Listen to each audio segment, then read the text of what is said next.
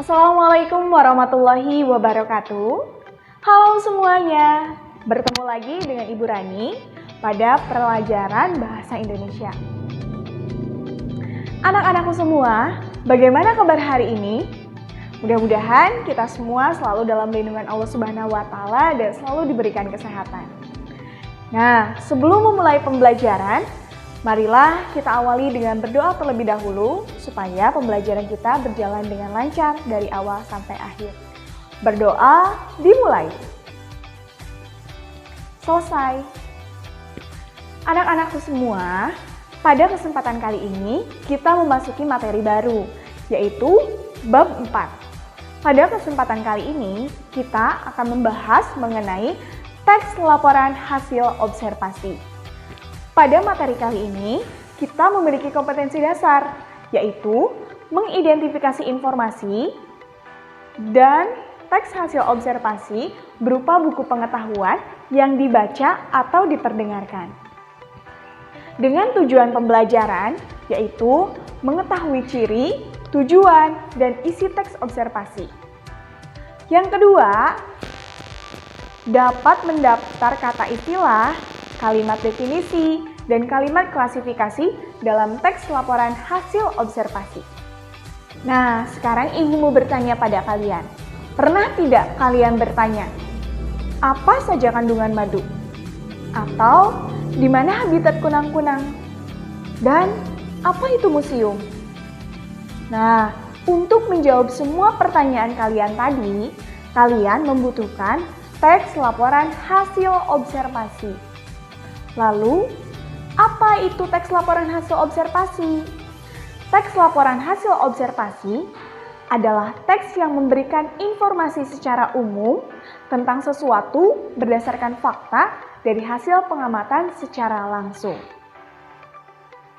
Pengamatan atau yang biasa disebut dengan observasi dilakukan oleh pengamat dengan terjun langsung ke lapangan untuk mendapatkan informasi meliputi keadaan alam, lingkungan, hewan, tumbuhan, peristiwa, ataupun kebudayaan.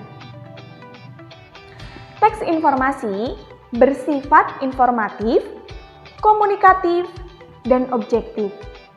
Oleh karena itu, teks laporan hasil observasi harus memberikan informasi yang mudah dipahami oleh pembaca. Selain mudah dipahami, teks hasil observasi disajikan secara tertulis dalam bentuk objektif dan fakta atau tidak dibuat-buat. Nah, anak-anakku semua, tadi kita sudah belajar mengenai ciri-ciri teks laporan hasil observasi. Sekarang, Ibu akan memberikan informasi kepada kalian mengenai struktur teks laporan hasil observasi. LHO memiliki 3 struktur, di antaranya ada deskripsi pernyataan umum, yang kedua ada deskripsi bagian, yang ketiga ada deskripsi manfaat. Apa saja 3 deskripsi tersebut?